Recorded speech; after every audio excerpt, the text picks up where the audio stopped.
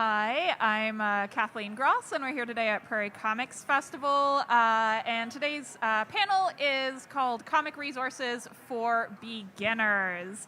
So we're going to be talking a little bit about the different things that we wish we knew when we were starting off making comics. So I'd love if we could go down the line of panelists and have everyone introduce themselves, say their names, maybe tell us a little bit about the comics that you make and how you found your way into making comics professionally. So we'll start with Ellie down at the end. Yeah, thank you. My name is Ellie, and I started comic books in like 2015. I kind of came into them pretty late, I think, like in the game. I never read them growing up or anything, but I discovered them in college. I went to school for graphic design and just became obsessed with like the indie comic book scene. Because before that, I think I had only pictured your superhero comics, and then I discovered how expansive the comic book industry is, and all the crazy indie stuff that's going on out there, and just became obsessed.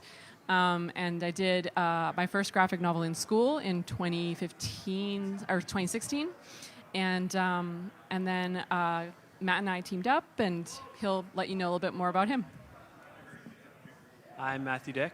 I had sort of a similar trajectory to Ellie in that I started really doing comics in 2015 in college, and then I debuted Winterpeg, which was I wrote and did the artwork for, and self-published in 2016, and that led to me tabling at Prairie Comics Festival right next to Ellie.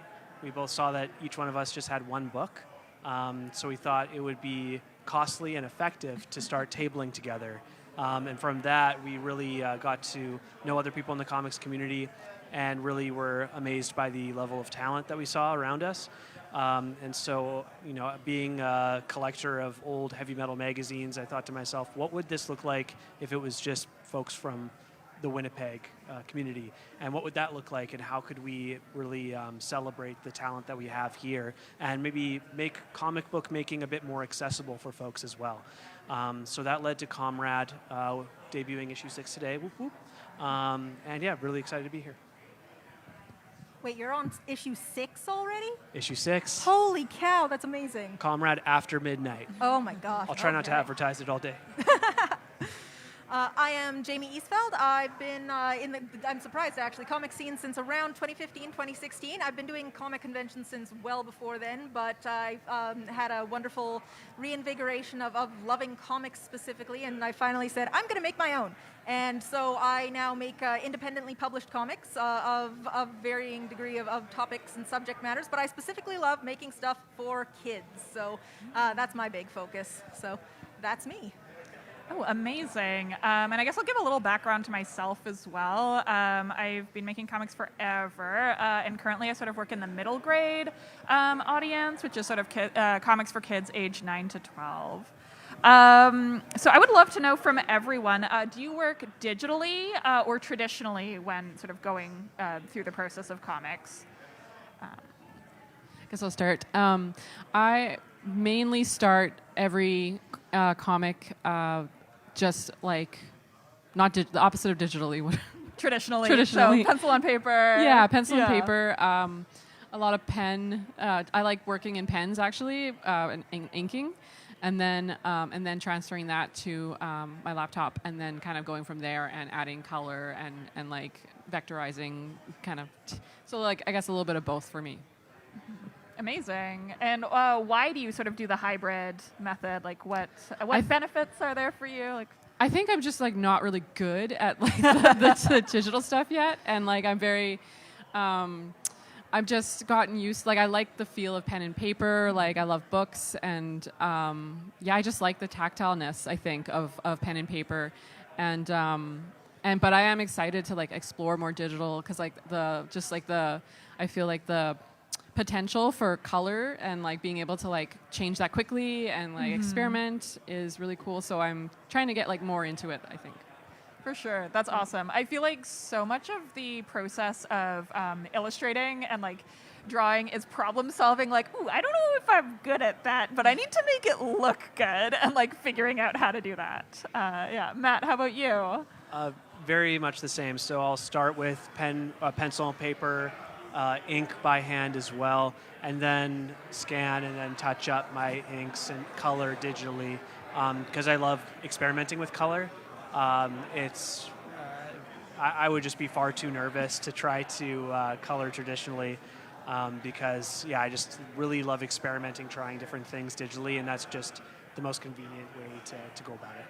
Awesome. Jamie? As for me, I am actually a very early digital adopter. I have been working in digital media since I think it was around the year 2000, back in the day. But until I started working in comics, it was primarily digital. Once I started working in comics, I realized that I really loved being able to just draw things on paper first. So while my workflow still heavily involves digital, and sometimes I'll even completely redraw a page after I've drawn it on paper, working it out in paper is the way that I find that I come up with the best ideas and that I understand the flow of it. Because, flip back and forth, make sure everything looks good. Yeah, that's so funny, because I also start on paper as well. And again, there's like that tactile aspect to it that I find just really works for my brain. And having the proportion of the canvas to my body stay consistent and be able to see that canvas as a whole while I'm working, I find so beneficial. I get too caught up in the nitty gritty if I try to start digitally. I used to ink traditionally, so with dip pens and brushes, and then I ended up working with editors and art directors and moved over to inking digitally just because it's easier to edit. And I get a lot of notes and have to do a lot of changes. Yeah. So I was wondering if maybe we could talk a little bit about some of the habits that we've cultivated as artists that you feel set yourself up for success when working. Like, what are some things you do for yourself to really make sure that you're ready to be drawing, you're ready to be working, and that work for you? I find that I was recently thinking about this or talking about it with a friend that one thing I do is I like to have my space clear, my working space, and I try and have it so that I have a dedicated space at home that's always ready for art. But then, things get cluttered and then your space is kind of hindered. And I find there's a fine line, because it's nice to be able to sit down and just do art whenever and you've got that space for it. But if it's everything has to be perfect before you can start doing things, I feel that's putting a hurdle in front of you. And so I'm kind of trying to figure out that balance right now of I don't need to get all the laundry folded and away and off the desk. I can just pick up a book and just sit down and do it wherever I am. So it's I guess that one can kind of be double-edged, or it's kind of can be good and bad. Other things I try and do is trying to I find with COMRAD, trying to get deadlines for myself, even if they're totally not imaginary, but I think it's the more solid the better. So if I'm applying for a poster contest, even it'll kind of give me a deadline. So I'm okay, if I want to do this poster contest, I need to get this done by this date, and it's kind of forcing me to create the work back schedule, so that I can get it finished in time, and in that way making sure that I'm actually doing art at a consistent rate. I find with COMRAD too, that helps because we have our COMRAD deadlines, and then that really pushes me and it kind of keeps me doing art throughout the year. And I think that for sure has helped me kind of being part of that collective. Yeah, that kind of collective accountability where it's I'm not just working alone, I'm working in community, so you're expecting stuff from me, I gotta make it happen. Totally. If it's not just my ass, then it's, the pressure's on, so it makes it, it's good. Totally. I think something that has been a painful learning lesson for me is that as much as I would love to jump right into doing the artwork, it always bites me in the butt later on. So I think really focusing on the story, trying to make sure that I really love it and I'm invested in it and it's going to be worth the pages. Because I have been in the situation, even not that long ago, where I decided, you know what, the dialogue can come later. And I just kind of roughed it in. I know, it's bad. And this wasn't my first time too, so it was really terrible. But yeah, I basically roughed in the dialogue. Because of COVID, I ended up taking a long break before publishing the story. I looked back on it, and I just absolutely hated the dialogue. I hated the way the characters were relating to one another. I hated the way that it wasn't really saying anything. And so I went back and basically masterminded a way to keep the panels the same, but change the way the characters were interacting, change the tone of the story, even layered in some more inspiration that kind of happened to work into the artwork a bit more. So yeah, I'd really highly recommend, as much as you'd like to start on the artwork, and doing thumbnails and roughs and character designs are really, really fun. But you might find that character doesn't need to exist once you start really working on the story. Yeah. Oh, yeah. No, that is a hard lesson to learn, but also I feel like you must have learned so much, like problem solving, going back in and being like, how do I make this work now? That's really cool. Yeah, my first time making a comic, I didn't complete the comic because I was just creating artwork, and there was no story to tie it together. Thankfully, this time around, I had a little bit more experience, and I was able to make it work. Yeah. But yeah, it's painful lessons to learn. How about you, Jamie? For me, okay, my number one thing that sets me up for success is spreadsheets. Exciting, I know. But I have a workflow where I am a planner. I need to figure out what it is that I'm doing first. So I will sit down and I will figure out, I want to make a 12-page comic. I want to do it in color. I will figure out exactly how much work needs to go into it. And then I'll make myself a nice little spreadsheet that has, okay, I've done my roughs, I've done my lettering, I've done my inks, I've done my colors. And I'll have something that I can mark off, and I can have a nice big visual of, I did it, I filled out the whole thing, everything's all checked off, and it's just, you get an extra reward, a finished comic, and a big complete spreadsheet, yay!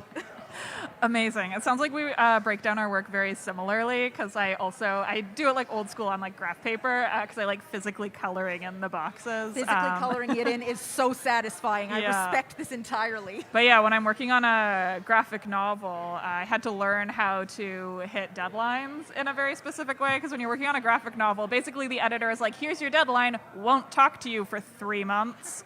And you have to like know how to break down your time. So I always make these like graph paper charts of like, well, I have this many days before the deadline. I need to draw this many pages. How many pages do I have to draw a day to get through it? But on a smaller scale, I don't know if anyone's familiar with the work of Daryl Ayo. He's a really fantastic cartoonist out of New York. But he has this concept that I always really hold on to and really helped motivate me when I was first starting out, where he's like, all you have to do is draw 1 panel a day. And if you draw 1 panel a day, by the end of the week, you've drawn 7 panels, and that's a page. And you've drawn a page. And that idea of like breaking things down into small steps, I think helps me get over some of the intimidation of like, oh my God, how do I actually draw a comic? It's like, man, we can all draw 1 panel. And once you've drawn 1 panel, the second panel is a lot easier to draw, and so on and so forth. Like you draw a 1-page comic, and then a 2-page comic becomes easier, and then suddenly you can do a 5-page comic and a 20-page comic. So sort of building off of that, do we have any like advice that you would give your past self who is just starting out in comics? Like if you could go back in time and be like, please just do this one thing. Do you have anything? That's a hard question. I feel like I'm still very new to it. Mm-hmm. But if I think about it, I would say, I think like your point was really poignant about just like breaking it down into smaller pieces. Mm-hmm. I find like, I agree, like that totally helps make it less intimidating, and the work back is so important, right? Like just figuring out like what do you need to accomplish on that schedule down to the day just really gives you, and like you were saying too about having a checklist, because then you can like, I don't know about you guys, but like being able to just like cross that line off that list, it just kind of gives you that little bit of encouragement to like do the next step. right? Because like the more you do, that just feels better and better. You're getting there. Yeah. Probably need to think more on that. So maybe something will come to me. I'll bounce it back it's a to big question, so it's okay. Bounce it over to Matt. Yeah, I would also just say that that's excellent advice. Every single podcast or book, anything I've read on productivity says you should chunk out your work, have those little check marks to help get that momentum to keep going. So excellent advice. If I could send a message back in time, I would say, thumbnail, you fool. Thumbnail. Yeah. Because, for some reason, I mean, I didn't really go to school for art, so my habit was just to try to perfect the art on the page and then have that fully ready to go. But then when you're working with sequential art, you'll find, the positioning of these characters, it isn't quite right. The flow isn't quite there. The panel, like as a reader, going from panels 1, 2, 3, 4, 5, 6, 7, turning the page, does it really feel like I have a sense of the action, of the setting, of what's happening? You're going to have to see these things all together. So thumbnailing a page and then doing roughs and then doing new roughs and then doing even more roughs. That's so helpful and ultimately saves you time because you won't have to scrap some really nicely done artwork just because it's not translating to the page that you're trying to build. Yeah, for sure. The more like I always think of thumbnailing as kind of a version of editing the story, and like getting to do that editing closer to the beginning of the process is definitely very, very valuable. To be like, I thought in my head this made so much sense, and now that the pencil's on the paper, this is bonkers. This doesn't work. How do we make it work is really important for sure. Yeah. In a similar vein, I have 2 pieces of advice that I would give to myself, one of which is sensible bites. Do not bite off more than you can chew for your early works. I have so many friends where they say, I've got this amazing idea. It's a 256-page comic. Please get through a 12-page one first, please. I've got so many projects where I didn't have it in me to get to the end of it, and so there's a lot of work that went into them that was essentially wasted because I couldn't get it done. But when you make nice little stories, then you can figure out just how things flow, and you can also figure out where you need help and what you need to do differently. And the other thing that I like, if you're working digitally, print it off. If you're working in paper, actually flip back and forth. Get the feel for it. Read it as if you're a reader, because we all love comics, but people will spend at least like 10 seconds to 15 seconds on that page and then move on at most. Like, they are not going to be staring at it forever. So if you're spending all of this time planning out 3 panels in your entire book, then you're going to be spending a lot of time on nothing because they want to get through the story. Understand your story first. Yeah, that's great. I think a big thing that I wish I'd thought about more at the beginning of my comics journey is I always sort of like identified as an artist and never really identified as a writer. And I've had to just like kind of learn how to write on the job. And because I mean, it's sort of inherent, like you're storytelling through visual art, but then words are involved too. And I am now being more considered in the way that I think about story and trying to read other people's thoughts about story. And I wish I'd maybe taken some writing classes a little earlier on and just like not being as afraid to experiment with different storytelling styles and then like brought that over into comics.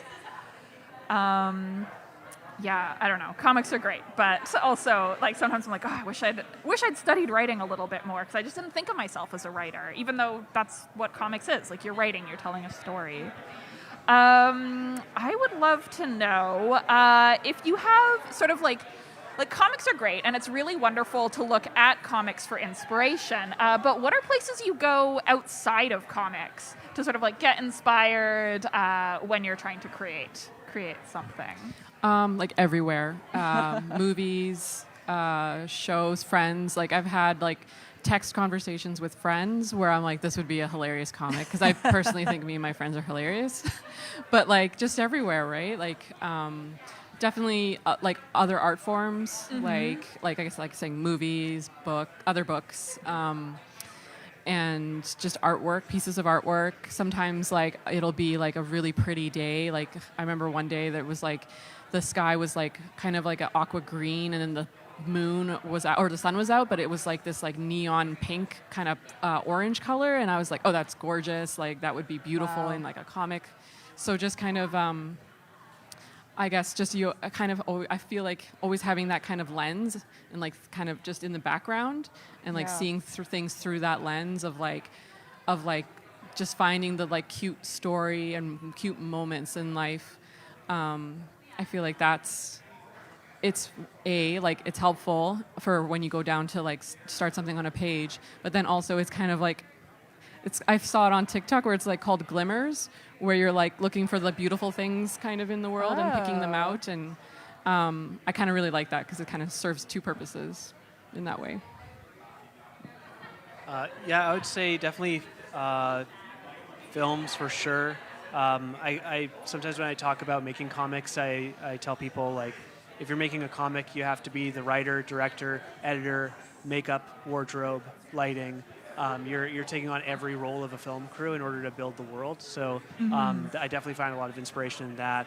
But even just like the news, seeing real life stories, or just being out in the world. I think what I loved about Ellie's point is that it really is sort of a frame of mind. If you're looking for inspiration, it's you're not waiting for like a lightning strike. You're just kind of seeing the beauty that's around you, or the intrigue, or whatever that quality is that gets you excited, and then just kind of looking a little bit further into that, thinking what if. Totally. For me, I've got a couple of them.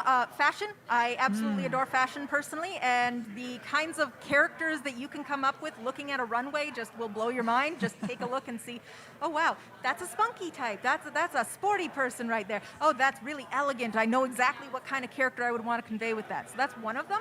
And the other thing is just to find inspiration from the things that I love. So I grew up on a family farm, and I absolutely love the scenery there. So one of my books that I actually have, All That Glitters, it's an entirely a tribute to grass and the grass around my family farm. And I'm currently working on a book that's got the trees on my family farm. And just these things that mean a lot to me, I want to figure out a way to convey that emotion onto the page and figure out how to convey all of that love that I've built up over the years and put it down on the page. And the other thing I'd like to recommend is Wikipedia.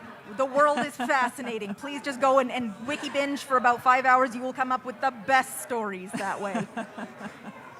Oh, yeah, that's great. That's really funny.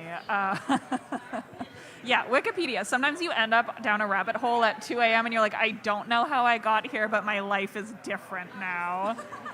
For myself also, obviously, looking kind of everywhere. I'm a really big fan of thinking about theater as kind of a cousin to comics, because it, like, similar to comics, I think it asks for, like, a relationship of trust and believability between the audience and the creator, where, like, we're all working in representational images that are also symbolic in many ways. Like, I don't draw super realistically. I'm aiming for believability, not accuracy. And I think a lot of theater is doing that too, where it's like, what sort of like visual metaphors and stuff can we layer on top that it reads like it needs to read, but it's not literal. I don't know. I think about that a lot with relation to comics. And obviously, movies and stuff, I'm a big fan of, like, documentary films and thinking about how they use story structure, because they're using, like, footage that they've found, but then they're also constructing a story on top of it in a way that I find so fascinating. Let's see. So maybe one of the things, I don't know if this is something you guys struggled with when you were starting out, but, like, that feeling of the intimidation of the blank page, and that feeling of, like, I know I have it in me to create something really cool and really awesome, and I'm so scared to start. Do you have any advice maybe for people who are afraid to start and know they should just do it, but it's feeling really daunting? Yeah, that feeling is, I feel like, so, I think anyone that's ever drawn anything has probably felt that feeling, right? Yeah. Like, it's, I find that, like, a fresh notebook, like a fresh sketchbook, is the most intimidating thing in the world. Like, just like full, and it's like, oh, I've already screwed it up on page 1. Like, it just, I think it should be, it's not about not being afraid of screwing up the first drawing. It's like, you just have to know that, like, it's going to get better the more you do it. And, not being afraid of, like, having an ugly sketchbook and having one that's, pages that are just real scribbled down messes of ideas and half thoughts. And, because you never know, like you could go back to them a couple weeks later, a couple months later, and find something in that. So not getting rid of the messy ideas and being afraid of them too, right? I find too, like for me, like I think like having a prompt is really helpful. Like, so if I'm like, I can do anything I want, and like that's the parameter, and I'm just like totally overwhelmed and like, oh my God. So then I think to myself, well, I could do everything I want, and that's like, say if it's a poster contest or something. But like for myself, I'm going to limit myself to doing something of this genre. And I might break it down a little further for myself and give myself some kind of goalposts, right? So that I'm, like, even if those parameters aren't set, I can kind of set my own. And in that way, kind of like, it makes it a little less intimidating because it's not so broad. It's, you can kind of narrow it down. And sometimes the idea, once you narrow it down enough, kind of becomes inevitable because it's like, I want to do something for fall time, and maybe I'll make something for my niece because it's her birthday in that time anyway, and she really likes this movie, so maybe it'll be like tied into that, right? And then so in that way, my project has become very narrowed in like, or like the answer kind of comes specific in that way, if that makes sense. No, totally. That's great. Yeah, absolutely.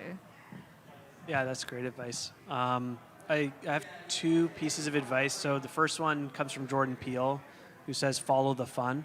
So there's some kind of spark that you're feeling, and that's the reason why you want to do this in the first place. Just keep following that. And if you feel like you're losing that, then just try to get back to it again. Try to, stay focused on that aspect that made you want to start in the first place to keep yourself inspired. And then don't try to reframe the work that you're actually doing, because we think of like creating this finished piece, and it's like this, let's say it's a sculpture. You're not sculpting, you're making clay. Like you're just starting to create raw material that you will eventually turn into something beautiful. But it's not going to look that way when you start. You just need to actually produce the material before you can say, not that, but this. So really just try to get something onto the page. The point is to throw it away later. Like the point is to improve upon it. But you just need to get started in order to do that. Yeah, totally. I love that. And my advice is, if it's a blank page and it's staring you in the face, scribble on it. Sometimes with my scripts, it will literally be, I will draw a little circle and draw a little circle where the heads are supposed to go. And then I'll write down whatever dialogue, or at least a gist of whatever dialogue it is. And there, it's not a blank page anymore. It's something. And once I've done that, then it's not as intimidating because I can see, oh, well, this isn't working at all. Okay, I can redo it. Okay, I think I need to move this so that they're positioned on this side. Or I start writing down the dialogue and I realize, oh no, there is nowhere near enough room to say enough things. This needs to be 2 panels. But the moment that you start putting something on the page, then you can start focusing on the work and not the intimidation of the fact that it's blank.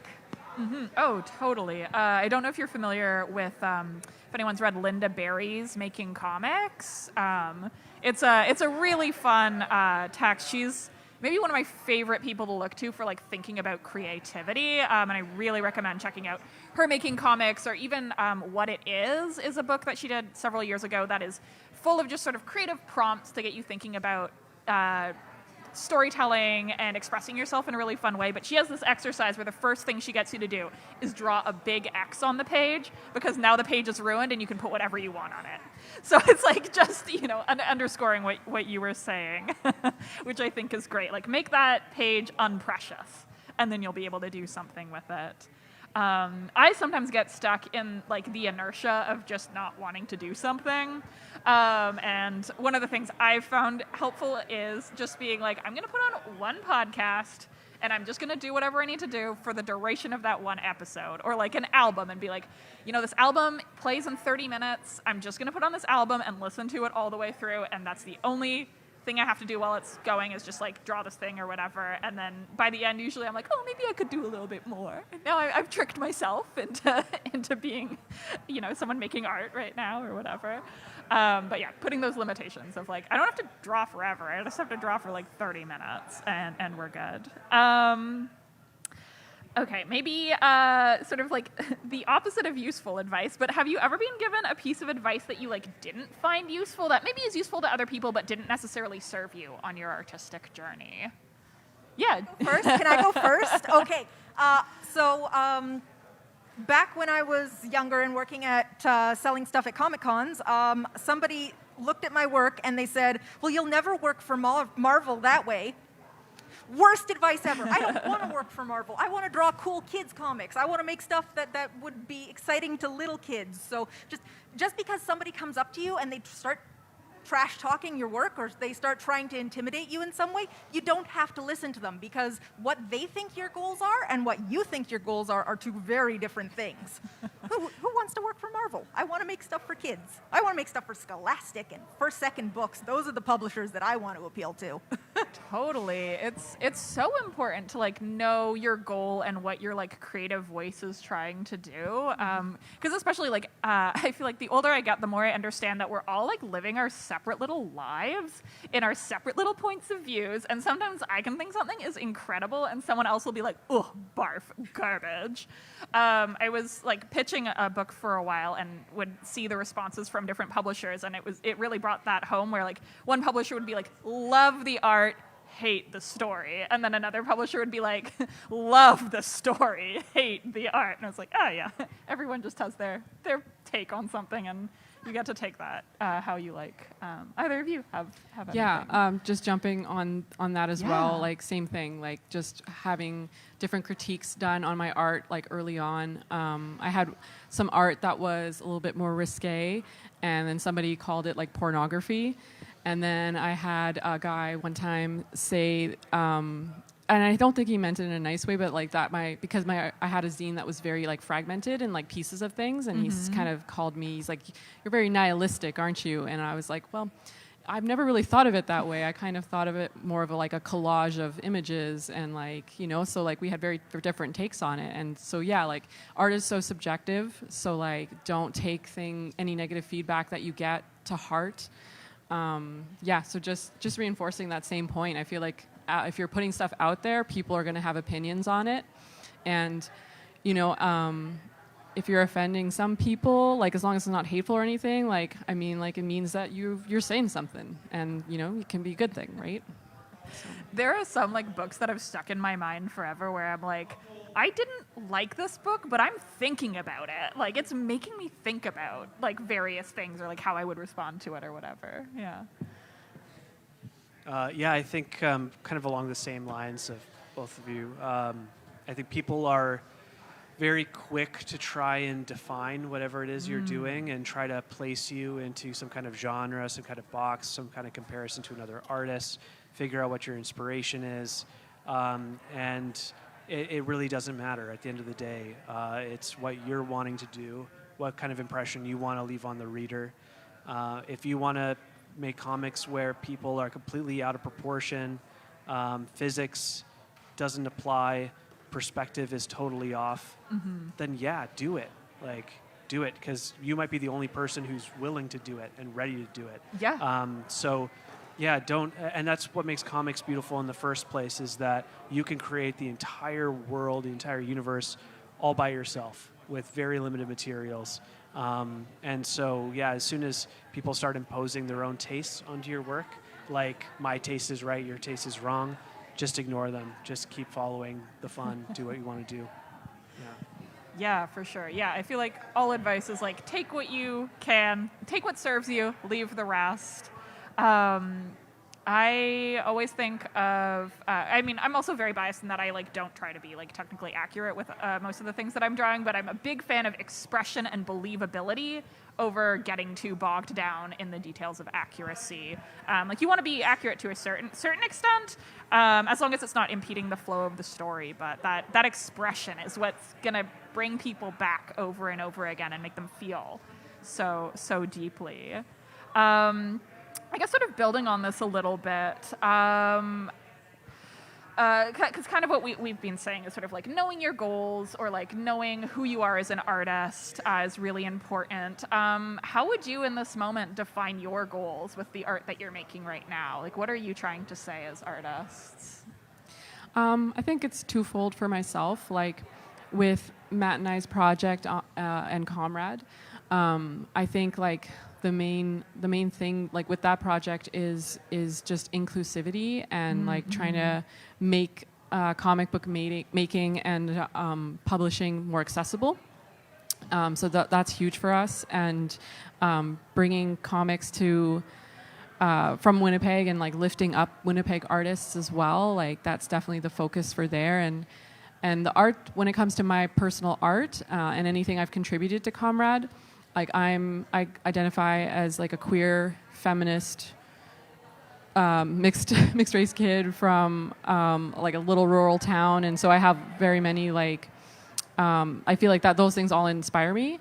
And I think for me, like one of the things that really just like makes me so excited is thinking about like little girls reading comics and getting excited and wanting to make their own. And like I remember at one of the cons, like this little girl came and like just bought my comic, and I was just like, that's it, the day's made. Like, you know, she likes it, and like just being so excited about that. And so like I think my feminist side is definitely like I think my next, like that's definitely something that's like really pushing me, and I kind of want to like continue to like bring forth those ideals into the art I'm making as I go forth. Amazing. That's really beautiful. Yeah, those interactions with those young readers are like worth so much. So, yeah. Yeah, you can see why I love having Ellie as a partner in this project. Yeah. Again, for COMRAD, accessibility, it's our honor to publish the artists in our community and lower the barrier to entry for comic book making. I think that's been that's where a lot of satisfaction has come from the project as publishers. For my own work, I'm trying to take some of the things that I've learned in my professional life and apply them to my independent work. A big one, advice that I got from someone from the TV and film industry, was talking about the impressions that you're trying to leave on your audience. And that's something that can really cut through the noise when people get stuck in their own tastes. Yeah. Understanding what is your hope for the work, and how is that going to affect how that person feels after they read it. And so every single creative decision you can make, and there are a ton with comics, Yes. you can put all of those decisions towards that goal. Whether you want that person to cry, to laugh, to throw the book down, or to hand it to a friend who really needs to read it. I'm just trying to unify my writing and my artwork so they can create a more lasting impression. That's awesome. They stole my answers, literally both of them. How do you want them to feel at the end of it? And having a little kid come and buy your book. I had a girl come by earlier today. She bought my book, and then she gave me a drawing, and it just, my heart, 3 sizes that day. Just the other thing that I try to aim for, it's in my personal brand, to tell stories. I am here to tell stories. That's what I'm here for. That's why I want to do this. That's why I do comics, because I want to tell stories. So do I have a story? Is there something that I'm telling? Even in a singular piece, even if it's just something like a painting, I want to make sure that you can look at it and you can go on a little journey. You can see what the story is going on in that particular piece. Yeah, that's fantastic. I mean, I love comics so much, and I feel like they're such an interesting medium to express yourself through, and I really do feel like it's like giving a little piece of your soul out and like putting it out into the world and hoping somebody sees it and goes, hey, I recognize part of myself in that, or like having that like special moment with people. I think we have a little bit of time left. I just wanted to turn it over if there were any questions from the audience, if there's anything we hadn't addressed yet that you were like, yeah, absolutely. I can also repeat your question. Yeah. Ooh, we got a mic. Amazing. High tech. Can you hear me? Okay. Yes. So I've always identified as being a writer, but my artistry I've been trying to strengthen. Do you have advice for someone who's a little insecure about, you want to be a graphic novelist, but you feel like you're stronger on one side or the other?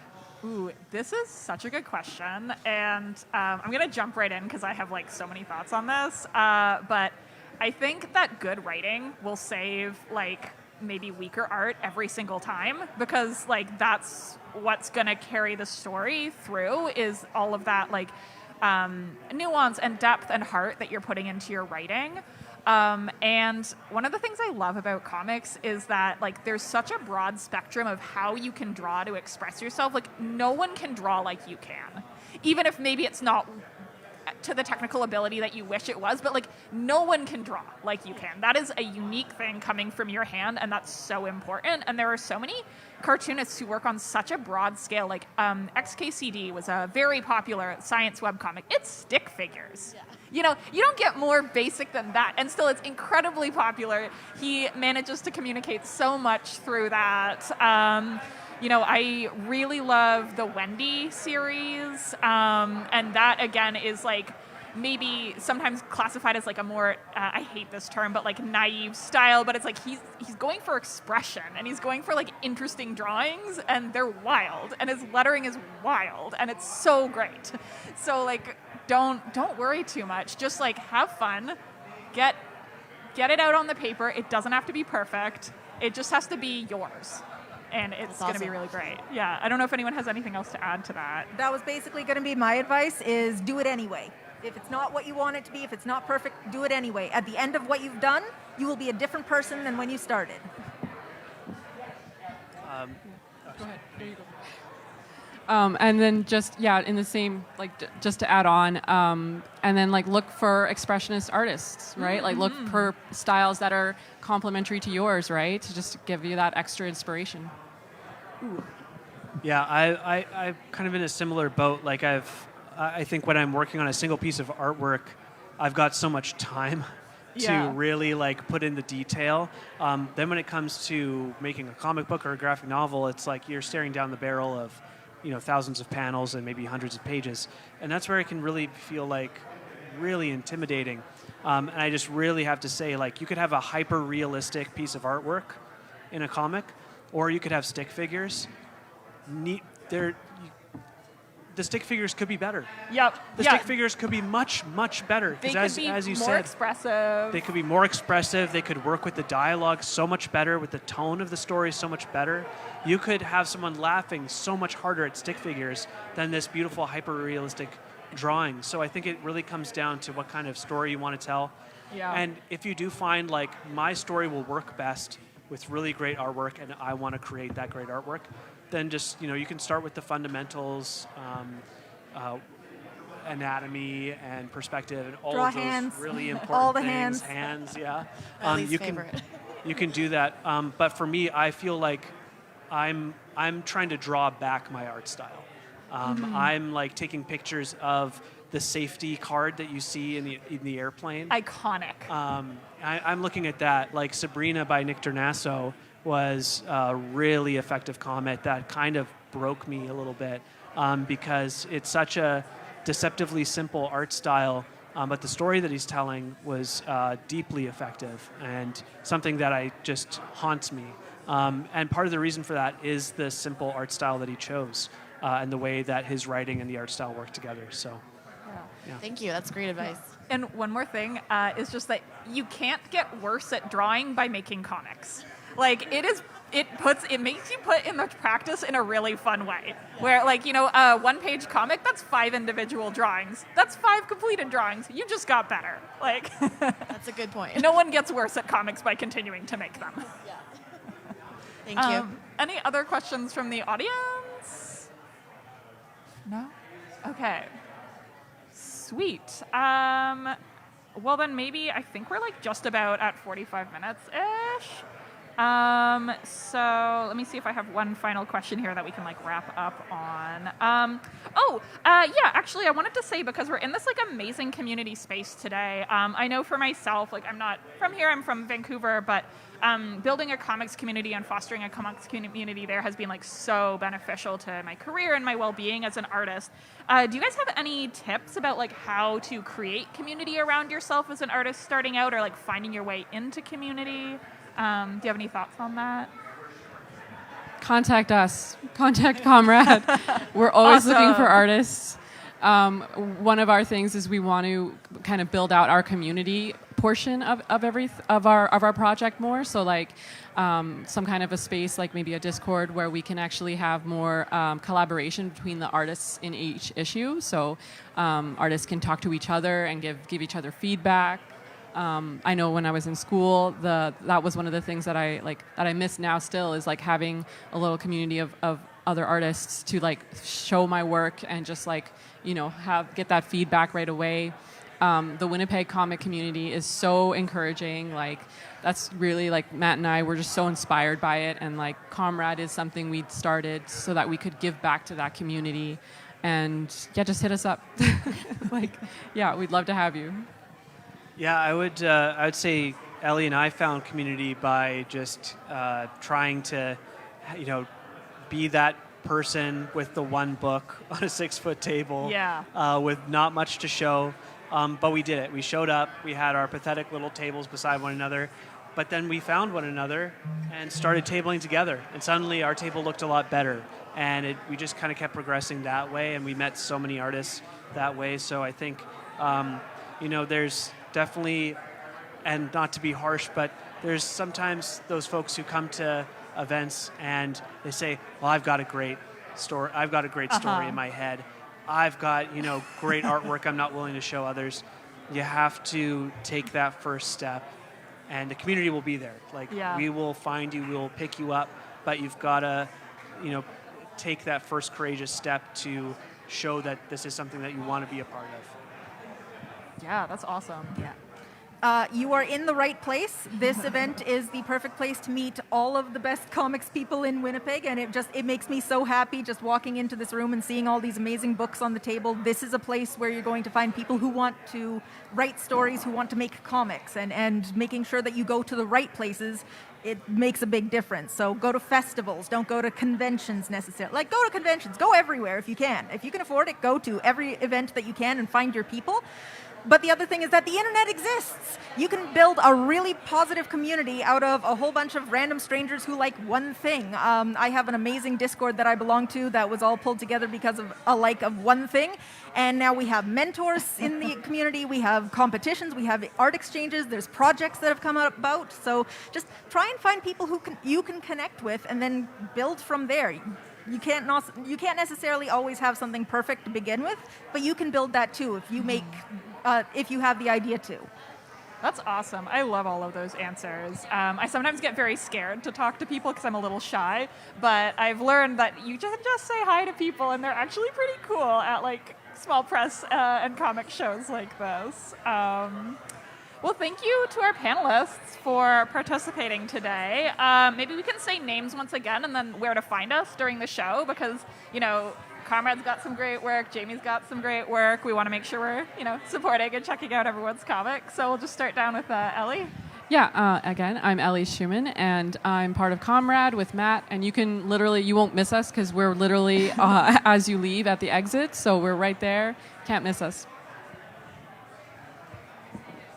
Matthew Dyck, what she said. I'm Jamie Isfeld. My table is right over there. I've been watching it this entire time to make sure nobody walks off with anything. Yeah, come stop by and talk about comics with me. And yeah. And I'm Kathleen Gros, and you can just, I've got very bright pink tablecloth, hard to miss. And yeah, that'll be it, I think. Also, I just want to say Jamie made some really fantastic handouts for everyone who are just at the edge of the table that are just like a breakdown of tips and tricks, and also a list of resources for other cartoonists and creators who love to share their knowledge that we've all found really helpful when looking for things to help us improve our craft. So thanks for coming out today, everyone. Thanks for having us.